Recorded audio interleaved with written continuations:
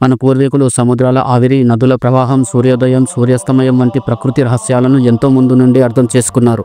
కానీ అంతకంటే అద్భుతమైన విషయం ఏమిటంటే విశ్వం ఎలా ఉనికిలోకి వచ్చిందో, అది ఎలా నశించిపోతుందో కూడా వారికే తెలుసు. వేదాలు మరియు పురాణాలు విశ్వ సృష్టిని వివరిస్తాయి.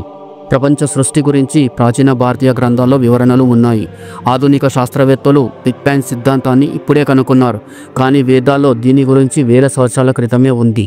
ద్వాపరయుగం ప్రారంభమైనప్పుడు భూమేధావులలో అత్యంత వివేకశీలుడైన ఒక రాజు ఉండేవాడు. అతని పేరు కాకుడ్మి. అతని కుమార్తె రేవతి పూర్వ సౌందర్యశాలిగా పేరొందింది. కాకుడ్మికి గొప్ప రాజు కావడం కంటే గొప్ప తండ్రి కావాలని కోరిక. అతను తన కుమార్తెకు ఉత్తమ వరుణ్ణి ఎంచుకోవాలని భావించి నేరుగా బ్రహ్మదేవుని వద్దకు వెళ్ళాలని నిర్ణయించుకుంటాడు.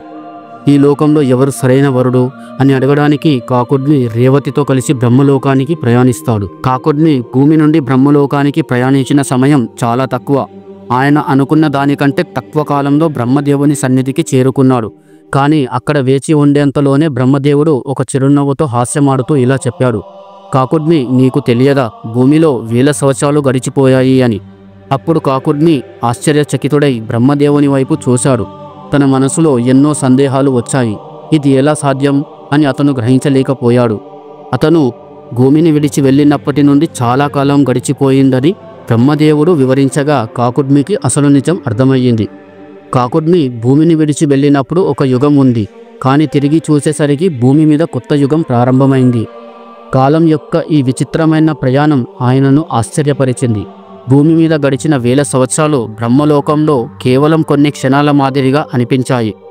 అధునాతన శాస్త్రంలో దీనిని టైం డైలేషన్ అని అంటారు.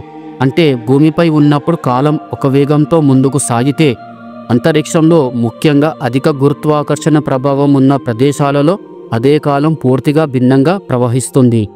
ఈ సిద్ధాంతాన్ని ఆల్బర్ట్ ఐన్స్టీన్ తన రిలేటివిటీ సిద్ధాంతంలో వివరించాడు. అంతరిక్ష ప్రయాణం లేదా బ్లాక్ హోల్స్ వంటి విషయాలను పరిశీలిస్తే కాలం ఎలా వేగంగా లేదా నెమ్మదిగా సాగుతుందో శాస్త్రవేత్తలు చెబుతున్నారు. అయితే ఈ కథ వేదాల్లో ఉన్న మహర్షుల తత్వశాస్త్రాన్ని సైతం సమర్థిస్తుంది. కాలం అనేది స్థిరమైనది కాదు, అది ప్రతి స్థానంలో భిన్నంగా ఉంటుంది. కాకుడ్మి కథ మనకు ఒక గొప్ప గుణపాఠాన్ని నేర్పుతుంది. మనం చూసే కాలమే కాదు, ఆ కాలాన్ని గ్రహించే రీతి కూడా భిన్నంగా ఉంటుంది. మనుషులకు అవగాహన లేని వాటిని దేవతలు, ఋషులు అనుభవంగా తెలుసుకున్నారని ఈ పురాణ గాథ తెలియజేస్తుంది.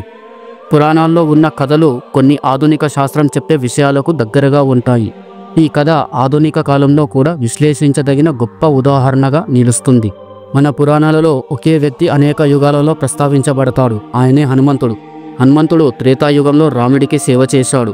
ద్వాపర యుగంలో భీముణ్ణి కలుసుకున్నాడు. కలియుగంలో ఇంకా జీవించి ఉన్నాడని ప్రజల నమ్మకం.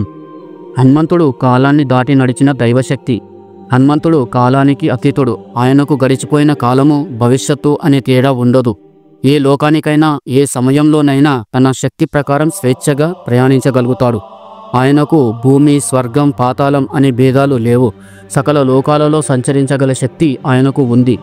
ఒకానొక సమయంలో రాముడు తన ఉంగరాన్ని అనుకోకుండా భూమిలో పాడేస్తాడు. హనుమంతుడు దానిని వెతికేందుకు భూమి లోపల ఉన్న మరెన్నో లోకాల లోతుకు ప్రయాణిస్తాడు. ఈ క్రమంలో ఆయన నాగలోకాన్ని చేరుకుంటాడు. నాగలోకంలోని అపారమైన భౌగోళిక నిర్మాణాలు, ప్రకృతి శక్తులు, అక్కడి వింత జీవజాలం హనుమంతుడిని ఆశ్చర్యానికి గురి చేస్తాయి. కానీ అక్కడ కనిపించిన ఒక దృశ్యం ఆయనను మరింత ఆశ్చర్యపరుస్తుంది. ఎందుకంటే అక్కడ భూమిలో పడిపోయిన ఉంగరం మాత్రమే కాకుండా లెక్కలేనన్ని ఉంగరాలు వరుసగా ఒకదానిపై ఒకటి పేర్చబడి కనిపిస్తాయి. ఆ ఉంగరాలను చూసి హనుమంతుడు అయోమయంలో పడతాడు. అప్పుడు నాగలోక పాలకుడు ఆయనకు ఒక అద్భుతమైన సత్యాన్ని తెలియజేస్తాడు. ఈ విశ్వం అనేక పర్యాయాలు పునరావృతం అవుతోంది. ప్రతి యుగంలో శ్రీరాముడు ఆవిర్భవిస్తాడు. ప్రతి యుగంలో ఇదే ఘటన జరుగుతుంది. నీ కళ్ళ ముందు కనిపిస్తున్న ఈ అనేక ఉంగరాలు గత అనేక యుగాలలో భూమిలో పడిపోయినవే. ఈ మాటలు విన్న హనుమంతుడు ఆశ్చర్యానికి గురవుతాడు. ఆయనకు అప్పుడు అర్థమవుతుంది, కాలం అనేది ఒక నిత్య ప్రవాహం మాత్రమే. అది తిరిగి తిరిగి అదే చక్రంలో కొనసాగుతూనే ఉంటుంది. శ్రీరాముడి అవతారం, ఆయన జీవితం, భక్తులకు ఆపాదించిన అనుగ్రహం, ఇవన్నీ ఒక మహత్తర దివ్య నాటకంలో భాగాలు మాత్రమే. ఈ కథ మానవులకి ఒక గొప్ప సత్యాన్ని తెలియజేస్తుంది. మనం అనుకునేలా కాలం నిశ్చితమైనది కాదు. అది పరబ్రహ్మ తలచినట్లు మళ్ళీ మళ్ళీ తిరుగుతుంది.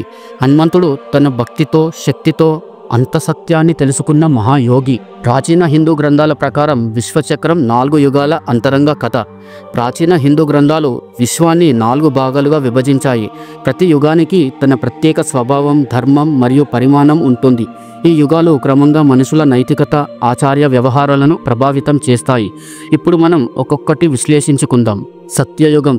ఇది యుగచక్రంలో మొదటి దశ. దివ్యతత్వం పొదిగిన కాలం. ఈ యుగంలో సమస్త జీవుల హృదయాల్లో కేవలం సత్యం, న్యాయం మరియు కరుణ మాత్రమే ప్రవహించేవి.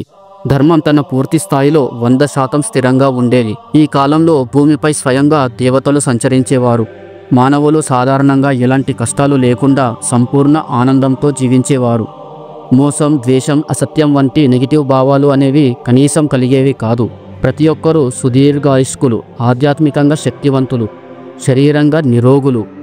మహర్షులు, యోగులు తపస్సు చేసి నేరుగా దేవతలను దర్శించగలిగే స్థాయిలో ఉండేవారు. ఈ యుగాన్ని స్వర్ణయుగం అంటే గోల్డెన్ ఏజ్ అని కూడా పిలుస్తారు. ఎందుకంటే ఇది మానవ జీవితం అత్యున్నత స్థాయిలో ఉండే కాలం. త్రేతాయుగం. ఈ యుగంలో ధర్మం కొంతమందికి పరిమితం అవుతుంది. సత్యయుగం ముగిసిన తరువాత మానవ జీవితాల్లో మార్పులు చోటు చేసుకున్నాయి. ధర్మం 75% స్థాయికి తగ్గిపోయింది. ఈ కాలంలో మొదటిసారిగా స్వార్థం, రాజకీయం మరియు అసత్యం ప్రపంచంలోకి ప్రవేశించాయి. ఇది శ్రీరాముడు జన్మించిన యుగం. మన పురాణాలు చెబుతున్నట్లు ఈ యుగంలో ధర్మం ఇంకా బలంగా ఉండేది, కానీ లోపాలు కూడా మొదలయ్యాయి. రాజ్యాలు ఏర్పడడంతో అధికార భోగం, సమాజంలో ఉన్నత కీళ్ళు అనే తేడాలు పెరిగాయి.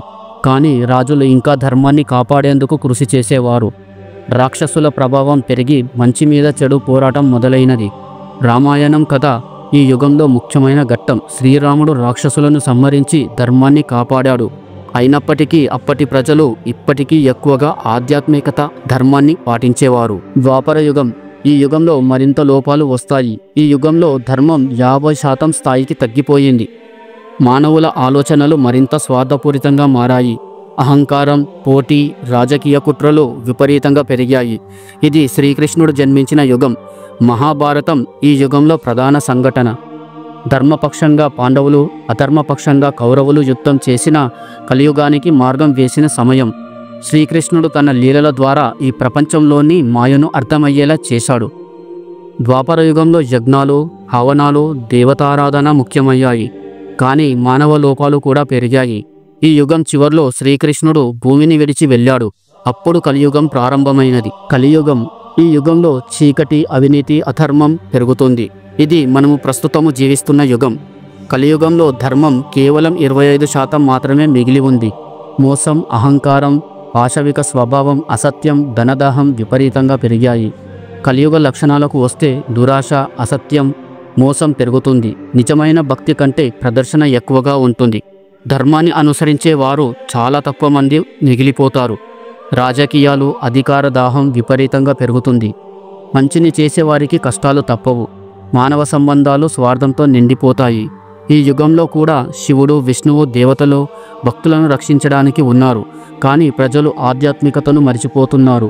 అయితే ఈ యుగంలో ఒక ప్రత్యేకత కూడా ఉంది. ఎవరికైనా భగవంతుని గురించి తెలుసుకోవాలని తపన ఉంటే వారు మోక్షాన్ని పొందగలరు. ఈ యుగచక్రం మళ్ళీ తిరుగుతుంది. కలియుగం పూర్తయిన తరువాత మళ్ళీ సత్యయుగం ప్రారంభమవుతుంది.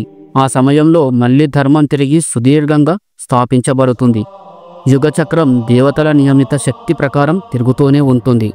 మనల్ని మనం ఏ యుగంలో ఉన్నా ధర్మాన్ని అనుసరించడం ముఖ్యం. ఎందుకంటే చివరికి మనం చేసే కర్మలే మన భవిష్యత్తును నిర్ణయిస్తాయి. వేదాల ప్రకారం విశ్వం కేవలం ఒకటి మాత్రమే కాదు. మనం జీవిస్తున్న ఈ బ్రహ్మాండం అనేక విశ్వాల్లో ఒకటి. సృష్టి మరియు వినాశనం అనేవి నిరంతరం జరుగుతూ ఉంటాయి. అంటే మనం చూస్తున్న ఈ గగన మండలం, నక్షత్రాలు, గ్రహాలు, గాలులు, సముద్రాలు ఇవి మాత్రమే కాకుండా మనకు తెలియని మరో అనేక విశ్వాలు కూడా ఉంటాయని వేదాలు చెబుతున్నాయి. మన పురాణాల ప్రకారం బ్రహ్మదేవుడు ఎప్పటికీ సృష్టిని కొనసాగిస్తూనే ఉంటాడు. ఒక విశ్వం పుట్టి అది మహాకాలంలో లయమైన మరో విశ్వం వెంటనే ఉద్భవిస్తుంది. మనం ఆలోచించలేని అంతరిక్ష గమనాలు, అనేక బ్రహ్మాండాలు, అనేక దేవతా మండలాలు అన్నీ కలిసి ఒక అనిర్వచనీయమైన కాస్మిక్ డాట్స్. ఈ సిద్ధాంతం ఆధునిక శాస్త్రజ్ఞానంతోనూ దగ్గరగా ఉంటుంది. శాస్త్రవేత్తలు భావిస్తున్న మల్టీవర్స్ థియరీ అంటే అనేక విశ్వాలు కలిసి ఉండటం మన వేదాలలో ఎప్పుడో చెప్పబడింది. మనం చూస్తున్న ఈ ప్రపంచం మాత్రమే అసలైనది కాదు. మిగతా విశ్వాల్లో కూడా జీవం, ప్రాణం, ప్రకృతి, ఇంకా తెలియని అంతరిక్ష శక్తులు ఉండే అవకాశం ఉందని మన పురాణాలు సూచిస్తున్నాయి. ఈ విషయాన్ని అర్థం చేసుకోవాలంటే మనం ఒక చిన్న నీటి బుడగలా భావించాలి. ఆ బుడగ మనకు పెద్దదిగా అనిపించినా అది సముద్రంలో ఒక చిన్న చుక్క మాత్రమే. అలానే మన విశ్వం కూడా అనంతమైన విశ్వాలలో ఒక చిన్న భాగం మాత్రమే. హిందూ తత్వశాస్త్రంలో ఈ భావనను బ్రహ్మాండ తత్వం అంటారు. అంటే ఈ సృష్టి ఒకటి కాదు, పరబ్రహ్ముడు అద్భుతమైన లీలలో అనేక విశ్వాలు నిరంతరం పుట్టుక తీసుకుంటూనే ఉంటాయి. ఈ విశ్వం అర్థం చేసుకున్నప్పుడు మన అహంకారం చిన్నదిగా మారిపోతుంది. మనం కేవలం ఈ విశ్వంలోని చిన్న జీవులమే, కానీ మన చైతన్యం అమితమైనది. మన ఆలోచనలు, మన భక్తి, మన జీవన విధానం అన్నీ ఈ అంతులేని బ్రహ్మాండంలో ఒక నక్షత్ర కణంలా ప్రకాశిస్తాయి. మరి ఈ అంతులేని విశ్వాలకు అంతం ఉందా? మనం మరణించిన తర్వాత మన ఆత్మ ఏ విశ్వంలోకి వెళ్తుంది? బ్రహ్మ సృష్టించే కొత్త విశ్వాలలో మనం మళ్ళీ జన్మించగలమా? ఈ ప్రశ్నలకు సమాధానం తెలుసుకోవాలంటే మన ప్రాచీన గ్రంథాలను అధ్యయనం చేయాలి. ఎందుకంటే మౌలిక జ్ఞానం ఎప్పుడూ మన వేదాలలోనే దాగి ఉంటుంది. హిందూ గ్రంథాలు శాస్త్రం కాదనుకోవడం తప్పు. ఇవి భవిష్యత్తుకు మార్గదర్శకంగా ఉంటాయి. డియర్ ఫ్రెండ్స్, ఈ వీడియో మీకు నచ్చిందని అనుకుంటున్నాను. ఒకవేళ నచ్చినట్టయితే తప్పకుండా ఈ వీడియోని లైక్ చేయండి, షేర్ చేయండి, కామెంట్ చేయండి. అలాగే మా ఛానల్ని సబ్స్క్రైబ్ చేయడం మర్చిపోకండి.